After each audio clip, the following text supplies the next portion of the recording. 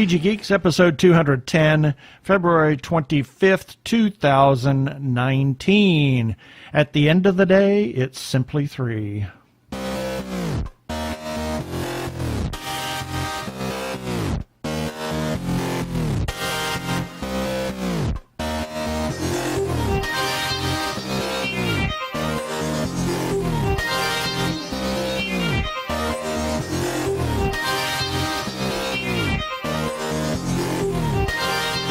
Hello and welcome to another webcast from tggeeks.com, where Ben and Keith, the two gay geeks, talk about all aspects of geekdom and nerdery, sci-fi, comics, film, horror, genre. You name it, we talk about it. I'm Keith Lane, and we're coming to you from TG Squared Studios in... It's about to finally maybe clear up Phoenix, Arizona, where it's been snowing as well as raining for days on end. It certainly seems that way. And Arizona. Yeah. And I'm Ben Raggington, also coming to you from, wow, it's actually sunny outside and not freezing cold. Yeah. Phoenix, Arizona. Yeah, we've had some absolutely just horrific temperatures. It's been dreadful. down to 41 at night, or 38 even. Yeah, well, for us, that's pretty awful. It's pretty awful. In fact, the other day, I think the high was like 47 or something crazy. It something never like made it to the like, 50s. Gee, man, Christmas. You know, and I know some people. What is this, North Dakota? Yeah, oh, you guys are really cute. We got to really. Hey, you know, you live in the desert, you get thin blood. That's all I got to say. Exactly. But we have 118-degree temperature days as well. So, yeah, so stuff it. Anyway. So let's get on with this show. Prepare for hyperdrive. Meanwhile, in the Hall of Episodes, the two gay geeks are discussing this. We're going to have an episode with Mr. Kevin O'Brien. He is the director, writer, and everything of a film called At the End of the Day, and we're going to let him talk about that. We have our birthday shout-outs, as always. We got lots of birthdays, lots of friend birthdays this time. And do we? I haven't looked yet. A couple of interesting birthdays out there as well. We got a featured podcast of the week, and this one's actually not a podcast, but when we get there, we'll talk about that. And everybody's favorite, a little bit of feedback. In our second segment, we're going to talk about a concert that we went to on Friday night that was absolutely amazing. And then we'll have our weekly recap of things that we've talked about, or not talked about, that we ran on the website during the week. And then we have our regular follow-up items. So we're just going to go right into the interview segment right now.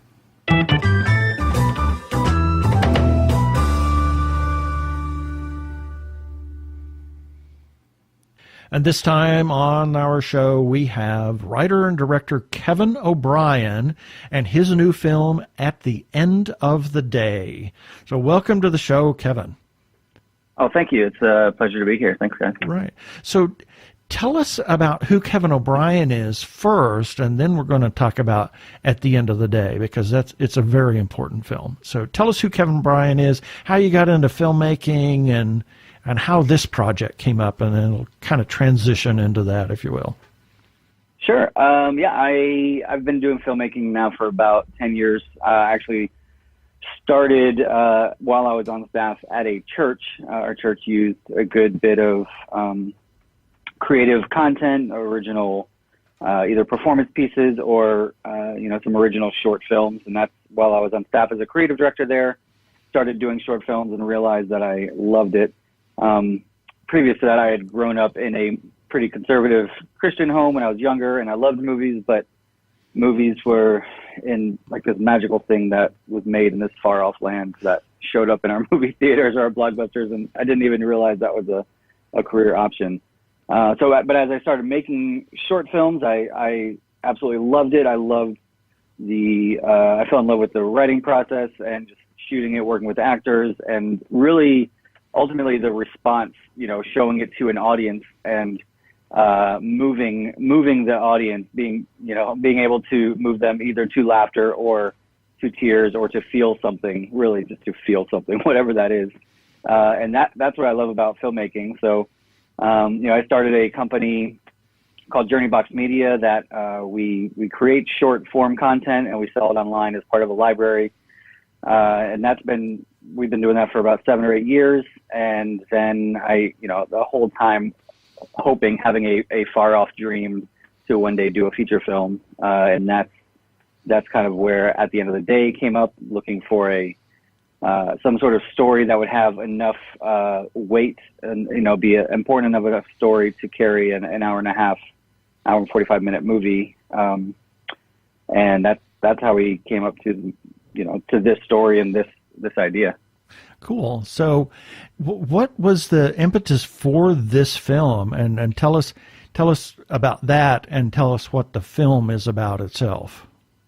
Sure. Well, I think it'll probably be easier to start with what the film is. So the film is a dramatic comedy. It's a narrative feature that kind of lives in the tension between the evangelical church and the LGBTQ community, specifically focusing on LGBTQ youth that are facing religious rejection. We follow Dave. He's the lead character. He is a conservative Christian professor and counselor who finds himself planted inside a gay support group to undermine their launch of an LGBT youth shelter in their small town. So that's what the movie is. I grew up as I'm a straight cisgender guy. I grew up in a conservative Christian home, and was basically taught from an early age, sometimes explicitly, sometimes more roundabout way, that the only acceptable sexuality or gender identity is, assigned gender at birth and heterosexuality. And it was really once I started living my life and experiencing different people and asking questions that I wasn't necessarily allowed to ask when I was younger, that I met some fantastic people and realized how big this idea of love and faith can be and always has been. And it was one of those things where as I asked more questions and did research and landed on, as I was still developing those ideas about the world, I knew that there was some space. There hadn't been a movie that talks about this from this perspective before, not from a narrative, certainly not from a dramatic comedy perspective. And it just kind of, that topic kind of matched up perfectly with the year in 2014 when I decided I'm going to actively take a step every day to make a feature film. So those two things, those worlds kind of collided, and once I got the inspiration and the idea of these characters and how that would go, I couldn't put it down. I couldn't stop working on it, and that's how that came about. Right. Well, it's really we've screened the film and we loved it. The message is wonderful. I especially liked the way it's a dramatic comedy. I thought when that came from Clint, I thought, and then saw the subject matter, I thought, how's that going to work? How do you make this thing kind of funny? Because it seems like right now we're seeing. Just within the last couple of years, we're seeing a lot of independent filmmakers. Well, not a lot, but we're beginning to see more independent filmmakers that are making movies that seem to deal with the sexuality versus spirituality theme. Yeah. And I think the biggest one is probably, good grief, Boy Erased. Yeah, Boy Erased. Boy Erased. Yeah. Yeah. But but they've always taken the big ones, the successful ones, have always taken this very, very serious approach. And it's been, while that's great, at the same time, you feel like you're being, at least I kind of felt like I was just being bashed in the head. That's a bad term. But I think you know what I mean. It's very, very heavy, and you come out just utterly exhausted and worn out over having to deal with this really intense emotion. While some of the other more independent ones that have tried to be lighthearted have they've kind of fallen by the wayside, not been all that successful, and now yours comes along and actually manages to touch on it in a way that really resonated and had a lot of honesty to it. Yeah, well, after I watched the trailer, I said, yeah, I see where this could go. And then he sent us the screener, and it's the right balance of comedy and drama given the heavy subject. And I think it works perfectly. So thank you for that film. Yeah, what was the challenge in being able to tackle a subject like that? Because it's a very serious subject, yet being able to find something that's a little light about it so that you don't have this big oppressive movie. What were the challenges in crafting something like that you had that kind of balance going? Well, I feel like part of that was that we were able to take Dave as him being a straight cisgender guy. Like, I think being able to put him in an uncomfortable situation and experience it through his perspective, I think allowed us to have a little bit more fun and, play with that stuff at his expense. I mean, that tone, striking that tone was certainly important for us to have that balance. Because I feel like, comedy and laughter is a great disarmer. And so I wanted this to be accessible for people who are either questioning their theology regarding sexuality, or their just worldview about theology or sexuality and gender identity in general. So I definitely wanted to have fun there, but I also it was very important to me from the beginning to feel authentic, that these characters in the support group and that we experience and we meet throughout the film, that they are real and they're not caricatures and they're not, off one end or the other, as well as the people who are on the other end and are, have their convictions and faith. I feel like most people in that realm either just haven't done the work to think about it, or they're misguided, or their idea of reality and eternal, what happens in eternity and all that is coming from a true sense of what they actually think love is. So I wanted to treat both of those with respect, and I hope we were able to do that. Yeah, it was wonderful. I when you said the people you care about the people and let them be authentic and not caricatures. I mean, we certainly saw certain caricature behavior from some of the characters periodically, but the character themselves, they're very genuine. Because a caricature is basically drawn from the whole group. Right. They're not always that. Sure, absolutely. Somebody is not completely stereotyped. Well, I've known a few people, but it's not. right. Not everybody is that way. Yeah. So it was refreshing to see that and let those people be honest and let those people be real, and especially the older gentleman talking about the struggles and it just, and then the younger people. I think really the focus on the younger people and what they face today even still is quite. I can't understand it. I just can't. But I grew up in an era, and I didn't really come out until I was in my later 20s, so I guess I did hide. Sure. And had I really come out, well, I think my grandmother probably would have taken me in, because she knew from the time I was a child, a young baby. She said she knew, but she wouldn't have let anybody kick me out, but which is I realize after the fact now. Anyway. Yeah, I feel like the ones who are listening and watching and pay attention, usually know in some part of their essence, and hopefully they are able to show love until that person is ready to come out and be who they are. So. Mm-hmm. Cool. So this film did you do the film festival circuit? I don't recall. I don't think so. Yeah. Did you already? We did. Yeah, last year. That's what we premiered at Dancing with Films in Los Angeles last summer, and we're actually right now we're at Oxford Film Festival in Oxford, Mississippi. Didn't see this is our seventh film festival. Wow. Yeah, it's been an interesting year, taking it to different cities and different parts of the country.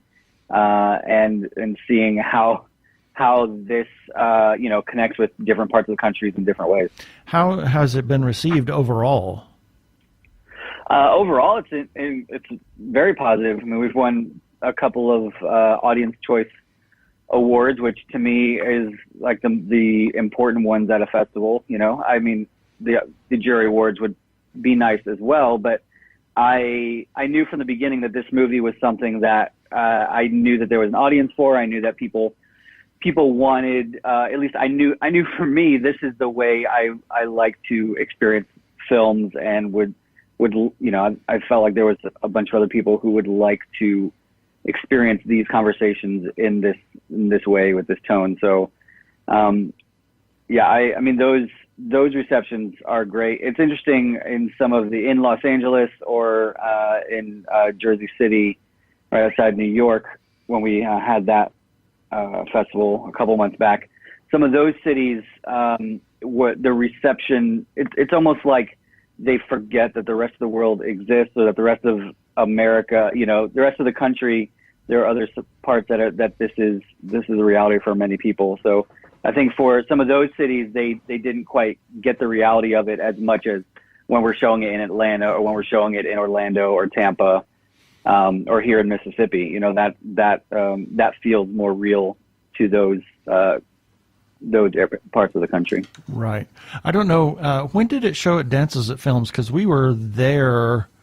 No, it was the year before. Sorry. Okay. Yeah, it was on Saturday, the second Saturday of the festival. Yeah. On June 16th. Yeah, we had, I think it was the year before. I was thinking we were there last year, but oh my gosh, time just flies. We've been to LA so many times with looking at independent films and whatnot. We're in Phoenix right now, so we have to drive out there to do any of those film festivals, and we've done a number of them. So, and now you have engaged somebody to do the PR and the rollout for this. It's coming out on video on demand. And when is that? And where is that going to happen? February 26th. It'll be on iTunes, Amazon, and Google Play here in the States. And it's on iTunes, currently available for pre-order, but it'll be everywhere on the 26th. Yeah, and then a few weeks after that, a few weeks into March, we'll be releasing it on DVD and Blu-ray. Oh, cool. Very nice. So I got a question. Being that you were both the writer and the director of this, what kind of challenges were you facing? I find it fascinating that someone has to play, you have to wear two hats, basically, to see this film being made. What were some of the challenges that you faced between being writer and director? Because obviously there's I guess you could say almost like two different narrative flows, if you will, flows of energy. So what were some of the difficulties that you had to contend with serving both parts of that? Well, I think it's interesting, and that a few times, I guess when I was writing it, I didn't really think through logistics that much. I just wrote the story as it kind of unfolded.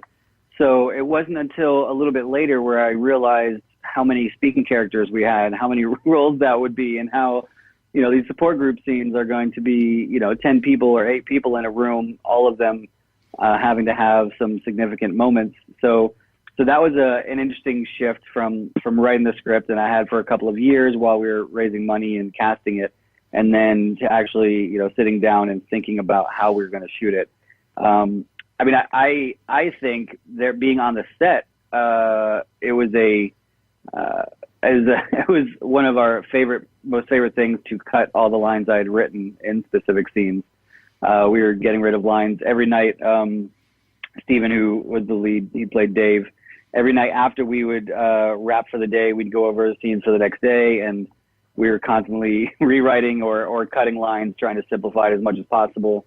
There were a couple scenes where, one in particular, I know after a big strong scene, the reaction to that scene was a page and a half, 2 pages of written dialogue. It ended up being like 4 lines in one shot. Wow. Because as we were talking through it on the day and while we're shooting it, we felt like that was the more authentic response to what just happened. So I think that gave us being both writer and director, it gave me the flexibility.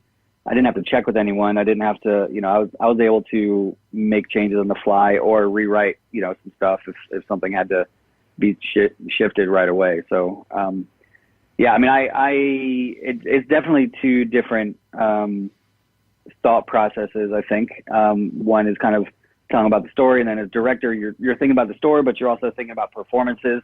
But I was, the interesting thing about while we were shooting was that all of the cast was so fantastic. I remember there were some times where I felt like I don't even know why I'm here as a director, because this cast is they're just nailing it and bringing all these other levels to these characters that I hadn't imagined. That was a really great magical experience. I was going to say that one of the things that I really appreciated about this film is I thought the acting was incredible throughout. Yeah. And it's tough to find. Yeah, they're great. Especially with that kind of, there are some really good ensemble scenes there. And to get that level of acting, that quality of acting from everybody across the board it's almost near impossible for an independent film. And yet there you are, you managed to achieve it. Where did you find some of these people? Almost all of them were from Central Florida, where we shot it. So almost everybody was either from Tampa or Orlando. Steven was from Atlanta, and Jace, who played Mark, one of the support group members, he was from Atlanta. And Melissa Malone was from New York, even though she had grown up in Polk County, where we filmed it. So that was a kind of cool coming home thing. But everyone else was Orlando or Tampa and very local. And yeah, the group, they just clicked right away. It was interesting because one of the very first scene we shot with the entire group together was a scene that happens much later. That is, like a party that they're right. all, yeah. I was going to say that was probably my favorite scene. Oh, it's one of the best scenes of the film. That was their first day of all together. Oh, cool. So it was kind of a get to know everybody. yeah, it worked out really well. And yet it doesn't feel like it either. Yeah. That's really an accomplishment to be able to still, because most movies are not filmed exactly in story order, if you will, and yet to create this scene that feels like a denouement, even though they're all getting together, that's really an interesting little challenge. How long did it take you to make this movie? Well, from start to finish, from like first spark of an idea, it's been almost 5 years, about 4.5 years. Wow. It was about 6 months of writing, and then probably 2.5 years of trying to raise money and casting and all that. We shot it in 2017 in January and February, and then about a year of post-production, and then the past year has been festivals and tightening it up and working on distribution and all that. So I feel so terrible that we didn't catch this thing while I was on the circuit. Yeah, I mean, it just, I can't recommend this film enough. It is a very touching and moving film. It touches on, an aspect of humanity that is not talked about a lot, and homelessness, and the fact that, and I've been doing some research, the fact that the entire homeless population, 40% is homeless LGBTQ teenagers. That's that's criminal. That's unconscionable. And and that's, go ahead. That's definitely the the information that, as I was trying to, because I landed on it, I knew I wanted to tackle this topic and mainly the conflict between the church and the LGBTQ community. And then when I landed on the youth homelessness aspect of it and learned about that, I knew that was a way to talk about these unintended consequences, like that our lead character kind of discovers, is that this world of thinking, when you think that you are trying to help and that you think you're doing the right thing, this is more often than not how it ends up. Right. And while statistics are very sobering and can be heart-wrenching, I feel like stories and bringing those statistics to specific people and faces and names can move the needle a lot more. Yeah, that's great. We happen to be on our own spiritual journey for the last 25 years or more.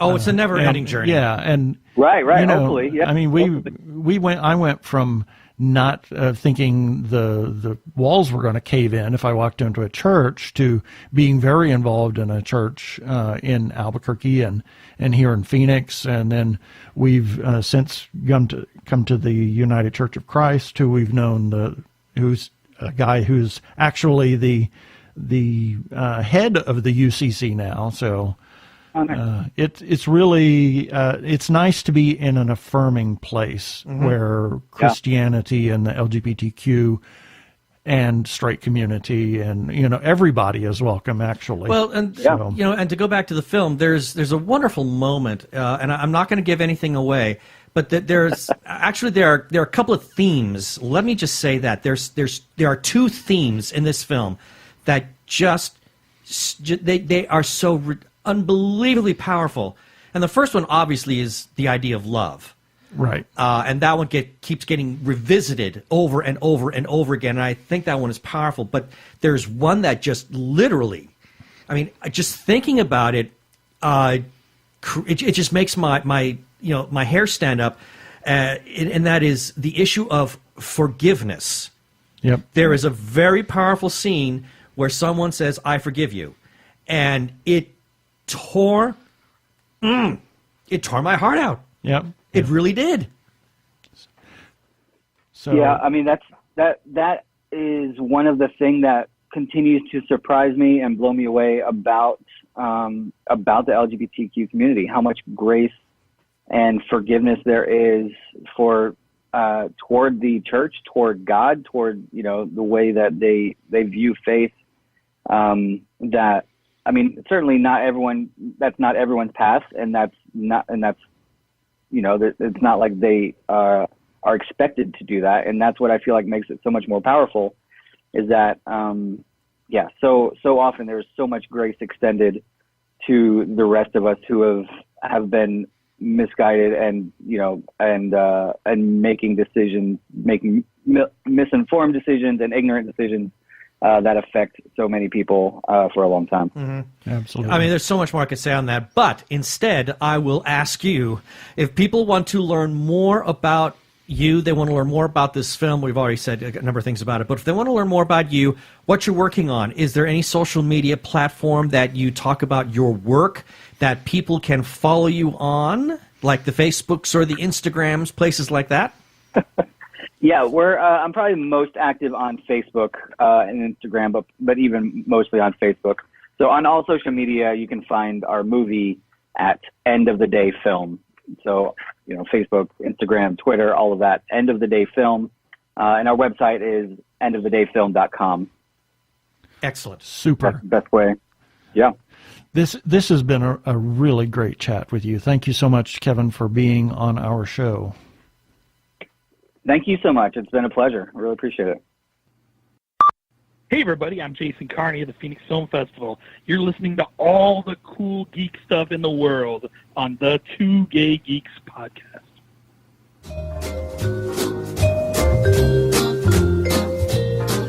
Wow, that was a great interview with Kevin. Mm-hmm. He was really, it's amazing to hear that, especially having watched the film. I mean, it comes out tomorrow on demand, and to see that film, and you're going to have a review of that, but it's great to see that somebody who is straight can write something that is that kind of quality, that important to the community, and that it resonates to that level and from that particular point of view, in fact. Absolutely. Yep. Exactly. It certainly does. Here's a few selected birthdays for February 25th through March 3rd, 2019. 1 quarter of the year is gone. Wow. Can you believe it? No. No. It seems like just yesterday we were in Orlando or on the ship. We're having our Christmas vacation. I know. February 25th, George Harrison. My favorite Beatle. Yeah, and Sean Astin. My favorite Hobbit. Anson Mount. My favorite Captain. Pierre-Auguste Renoir. My favorite artist. Jim Backus. My favorite castaway. Mr. Magoo. He was also Mr. Magoo. Well, he was Mr. Magoo, but it's my favorite castaway on Gilligan's Island. Thurston Howell III. Yeah. Yes. And Enrico Caruso. My favorite tenor. No, I no, it wasn't. February 25th, Johnny Cash, Victor Hugo, and Buffalo Bill Cody, and former co-worker Amy McCreary.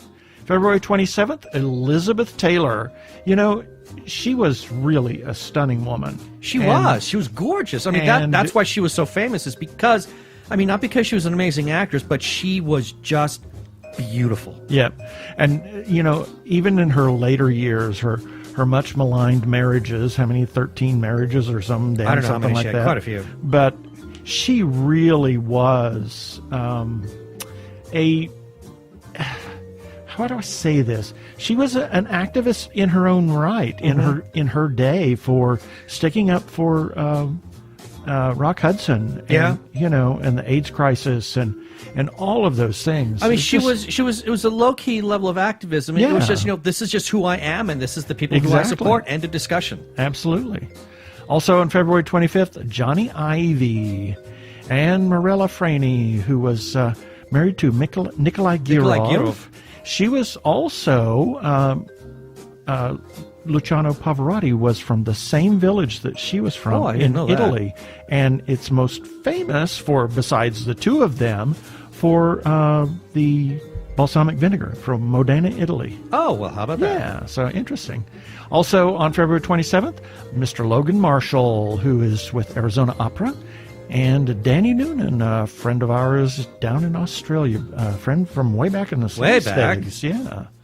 February 28th, Bernadette Peters. I didn't know she was an opera singer. I put this on here because I drive around, and on my car I've got, you know, I have Sirius XM radio, and I listen to the Met Opera radio, and it's driving through, and then it says, "Hi, I'm Roberta Peters," and I was thinking, I didn't know that she sang opera, and I was thinking of Bernadette Peters.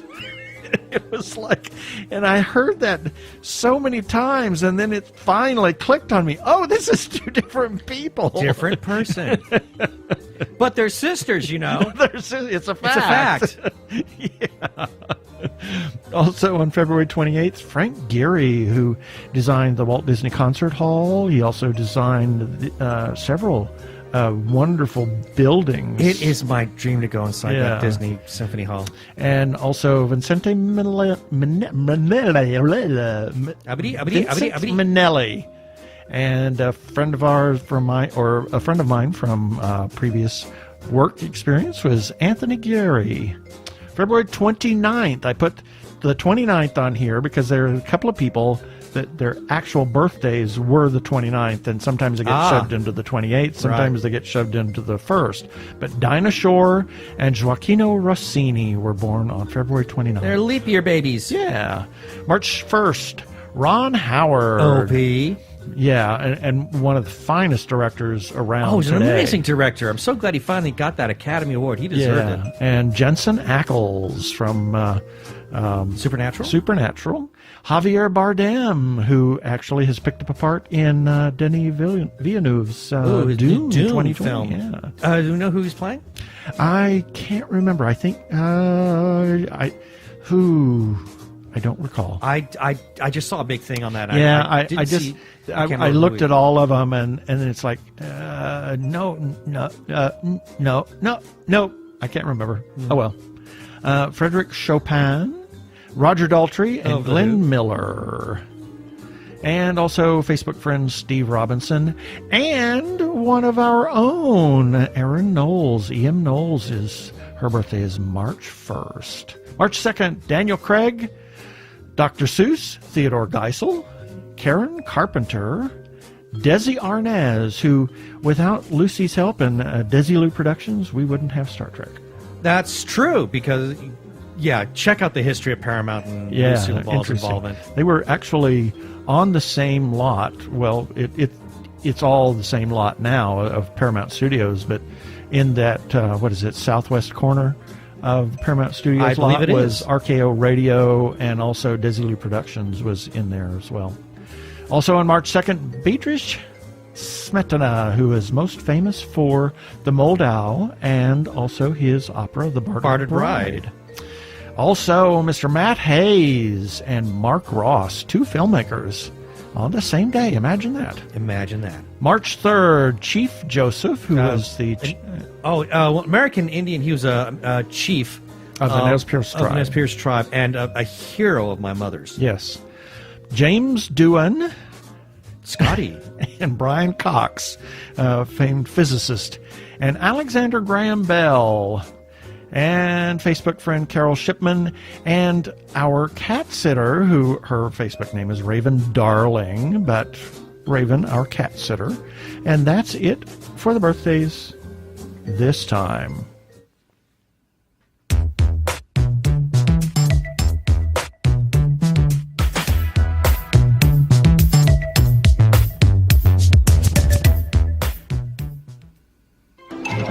Hi, this is Holly.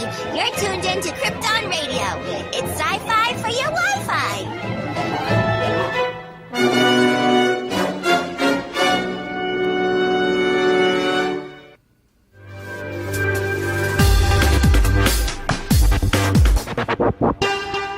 I really love that little spot. I do, too. For Krypton Radio. It's so well produced. We always rave about it whenever we talk to Gene, and he says, "Oh my gosh, I wish my shows were as well produced as yours." And I thought, "Oh, we don't do anything." That's a fabulous spot. It's the microphones. Yeah, that's the microphones have made us radio gods. Yes. Go give a listen to our friends over at Krypton Radio. They have several different shows that Gene gives them two 1 hour time, or two time slots throughout the day, 12 hours opposite each other. It's the only 24-hour internet radio station in the geekosphere. Mm-hmm. And now, what does that music mean?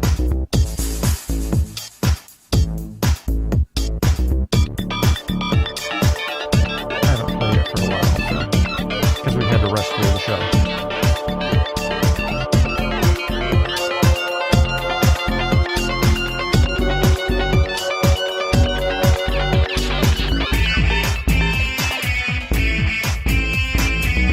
I feel like God from Monty Python and the Holy Grail. Get on with it! Get on with it. And that's all it is. That it just ends. Ah, good.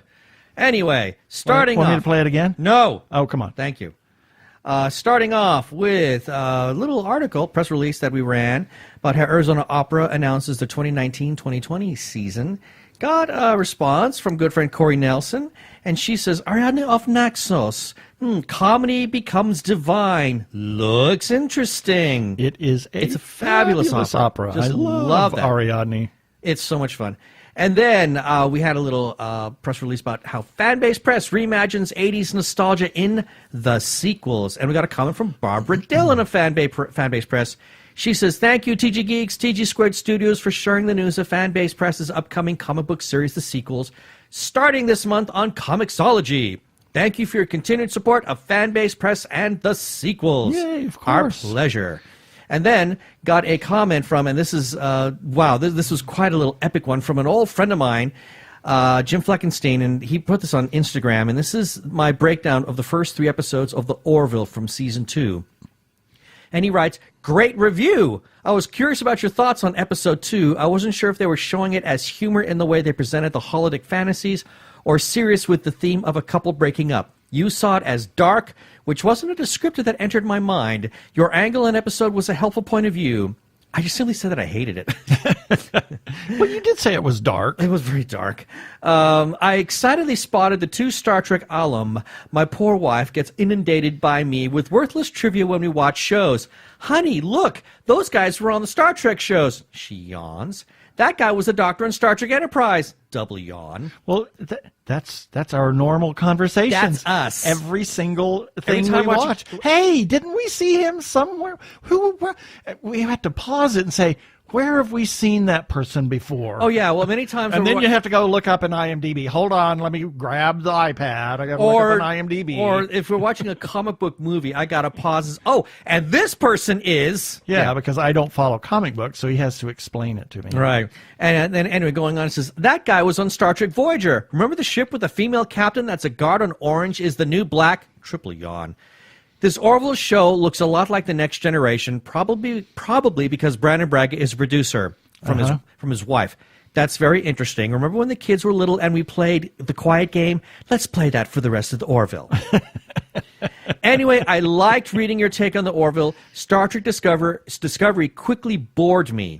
Watch it now, Jim. Yeah. The Orville scratches my Star Trek itch these days. Your summation on the plot points and A through C storylines were excellent. Nice job. Well, thank you, Jim. I appreciate that. For that comment. Yeah, that's great. And then lastly, we got a comment from Michael Fett. This is in regards to my review for the movie Glass. How I said, no split view on Glass. It's unbreakable. And Michael Fett said, I saw this Thursday night without having seen the other two films. So I had no attachment and I liked what I watched. Most of the negatives I saw were critics wanting a bigger payoff for 3 films in, or they don't like night films. I actually liked it. I liked did the too. film. I thought it was really well done. I can see if you hadn't gone to the other 2 films, you might have missed some of the nuances in Split, or not Split, but in Glass. In Glass, yeah. But the other 2 films, Split was crazy. It was only saved by McAvoy's brilliant performance. Brilliant acting. Brilliant. The guy, he was just such a genius. And I make no allusions to the fact that I just did not like Unbreakable. Yeah. At all. And I'm like the lone man on in the world on that one. Everybody loved it. Yep. Anyway, those people commented on, you heard Instagram, on Twitter, on Facebook, and every place. On our website, even. On our website. You can leave comments on our Facebook page. You can like that page, TG Squared Studios. You can even comment on our YouTube episodes or at tggeeks.com, where you can receive a shout-out on a future episode. Now, we have all of the episodes, and we have all of our content that posts to Facebook and to Twitter and to Instagram. So if you want to comment there on any of those platforms, you can. And coming soon, our episodes will be on, Oh my wait God. for it, Oh my God. MySpace. We want to hear from you. You are important to us.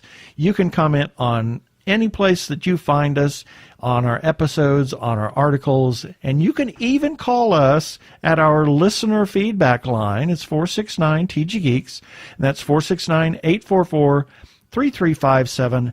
And as always, with any comments, please play nice. I'm Michelle Romano, and I love the Two Gay Geeks.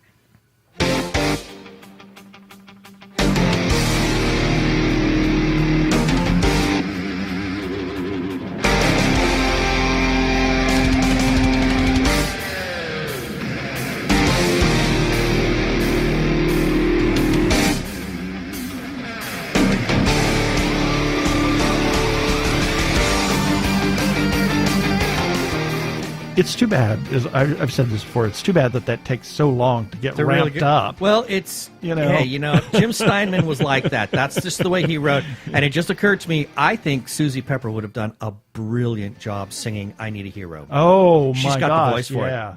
And you're saying, who Who the is Susie heck Pepper? is Susie Pepper? Somebody we saw. Somebody we saw. On Friday yes. night. Yeah, Friday night. It was the Arizona Music Fest. It was the Festival Orchestra and the Pops. The Bob Moody he's the director and music. He's the music director of the overall festival. Arizona Music Fest. And he does a number of different concerts with the Festival Orchestra. And the Festival Orchestra is made up of players from all over the place. I mean, they're from all of the big symphony orchestras around the country. They come to Phoenix to enjoy With the bribery of good weather. Yeah. Which we didn't have during that entire time. Yeah, finally today. I think their last concert is tonight. I think the last concert is tonight, then they're out. Yeah. But they're only here for like a week.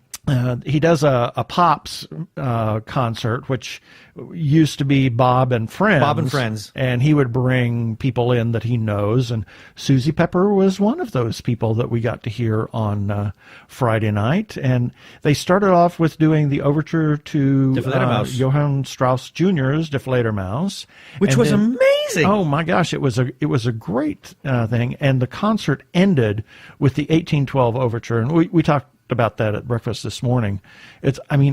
If I've listened to that thing 1,000 times, I probably missed a few, but it was still wonderful to hear it live. It was wonderful to hear it live. Absolutely wonderful. And we were sitting on the front row. In it. Yes. And we right were in front of the cellos and violas. Right. The violas were right there. I could watch them play since I played the viola, and I happened to mention to them during little intermissions, I said, you guys do such a great job, and I know that you just live for those little moments where the violas get to shine, like that second entrance on that one section of this one piece that they play. Well, I'm sure, and the 1812 overture. Yeah, they see the 1812 and they start drooling. It's like, when the violas see 1812 overture on the bill, they say, "Oh my God, we get to play something nice." Yeah, we get to play something that's more than just Beautiful. a continuo. Yeah.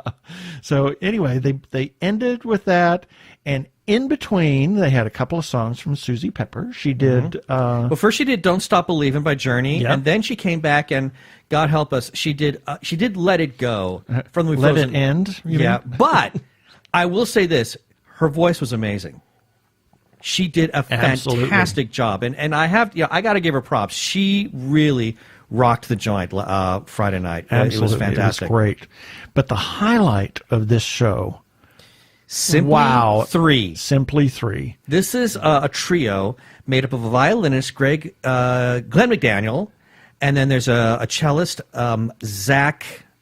Shoot, can't remember his last name. Clark, I think. Zach Clark. Yes, you're right, Zach Clark, and then a bass, and that's Nick Villalobos. And holy smokes! They are absolutely incredible.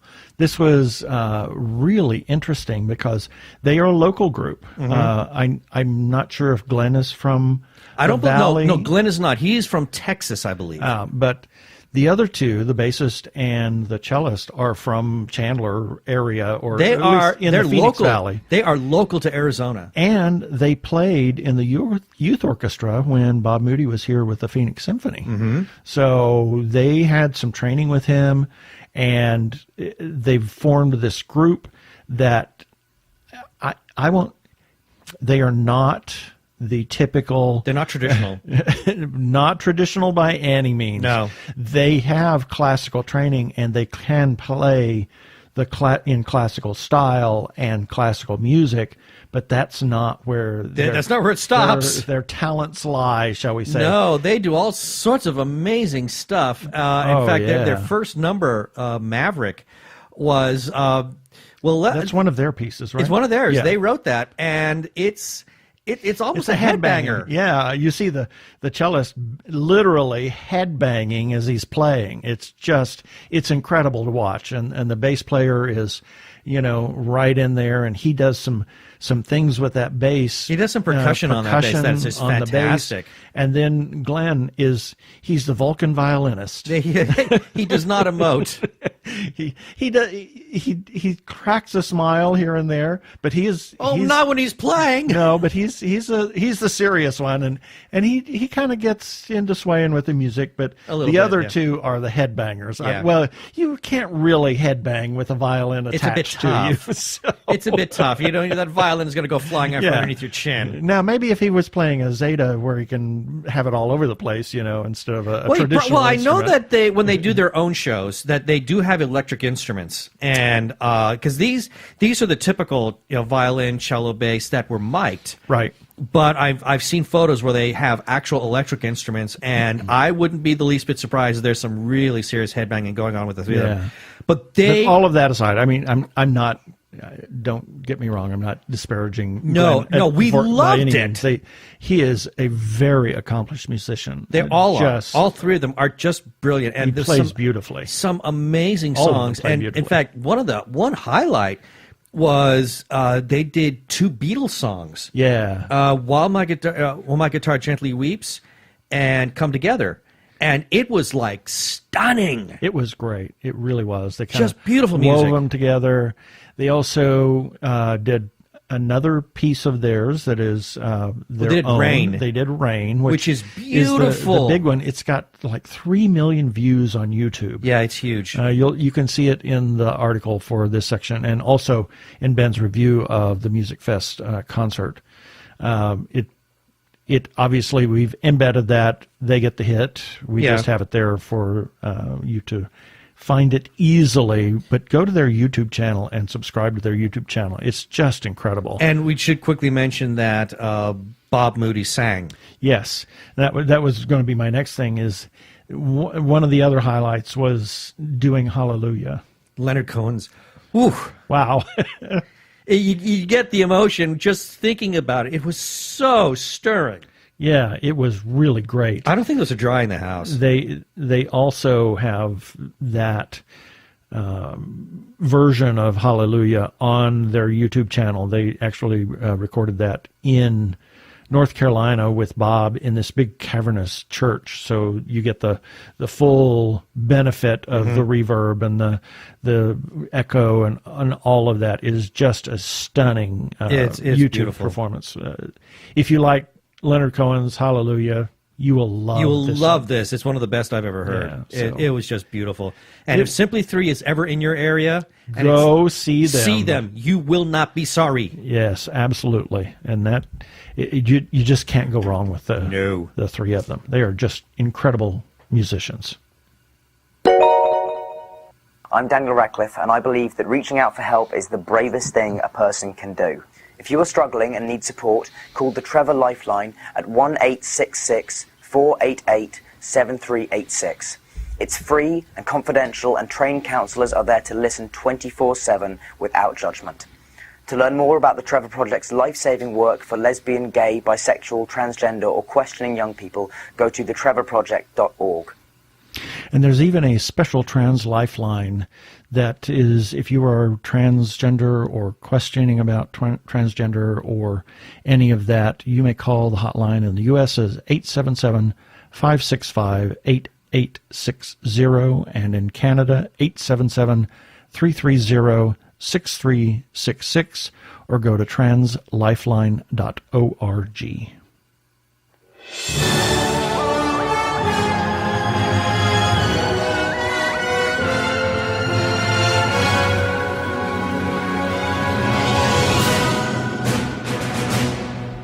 And Ben's going to give us a wrap-up of everything we ran on the website this week. Oh, my gosh, we had lots of content this week. But this is going to have to be a show in itself. Yeah. From now on. Lots of content. Starting on Sunday, February 17th, Dr. Zombie, Monster Family Physician number 36. Also, TG Geeks welcomes Russ Kazmierczak to contributing staff. You've heard him as a guest on our show from time to time. On Monday, the 18th, TG Geeks Webcast episode number 209. Also, Out Here in Kansas, short film available on Amazon Video. You should check that out. It's about a high school and college all-star that he fought against the homophobia within his church. And his pastor is the one that got the bill in the Kansas legislature making gay marriage illegal. Interesting. So then, interesting conversation. Yes. So Tuesday the 19th, Netflix Russian Doll, Surreal and Sublime. That's part of Andrea Richoff's Angle, her review. Also, Brian Weber, he comes with Arkle Reviews, The Company of Death by Elisa Hansen. It's a book that he did a review on. On Wednesday the 20th, Al on Anime. This is from Al Sparrow. Magical Girl Special Ops Asuka. That's some anime that he did a review on. Also, At the End of the Day. This is a press release for At the End of the Day on demand on February 26th. On Thursday the 21st, another review from Andrea Richoff. How to Train Your Dragon, The Hidden World, Imaginative Design, Emotional Story. Also had a press release for the movie Yesterday. There's a trailer coming out, and that will be coming on June 28th. Also, a Rocketman trailer press release. That will be in theaters on May 31st.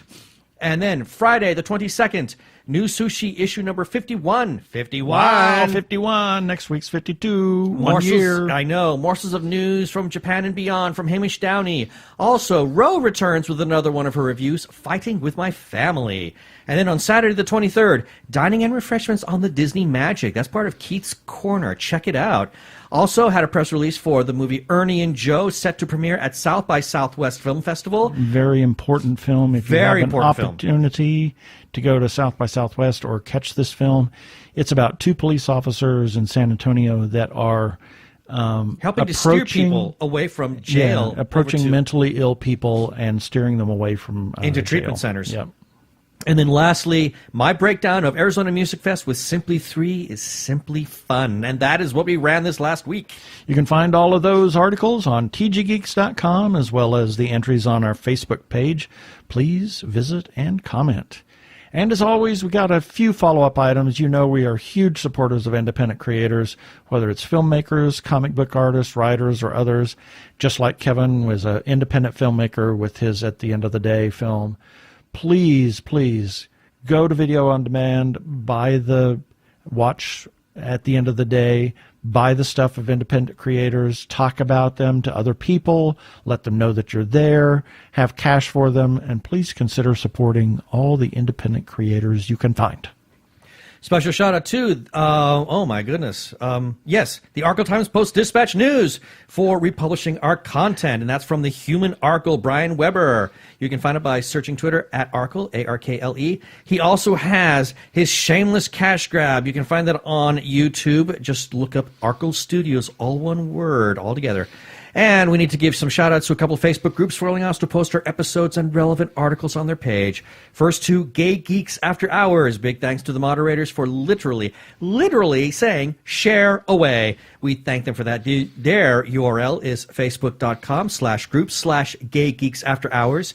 And then to The Gay Geek for also allowing us to share our stuff on their page, and their URL is facebook.com/group/The Gay Geek, with special thanks to moderator Jeremiah Reeves. Thank you, Jeremiah. And lastly, we can be found on Spotify, TuneIn, Stitcher, Anchor, and the place that you find all other fine podcasts. Also, check us out on Krypton Radio at 3 a.m. and 3 p.m. Pacific Time on Tuesdays. Listen to the rest of their content that they have there. You might find some wonderful things in the geekosphere you might like. Please rate us and review us on iTunes, and don't forget to subscribe to our YouTube channel and go to MySpace and look us up. When it's there.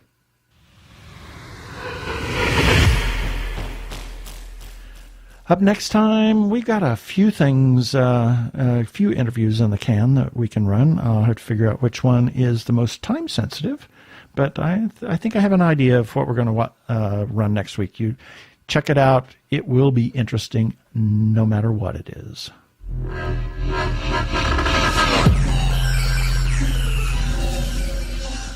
Okay, that should do it for this episode of TG Geeks Webcast. Be sure to check out our article for this webcast episode. We're going to have several links of things that we talked about on that page in the show notes. And remember, you can comment on our Facebook page or our website, tggeeks.com.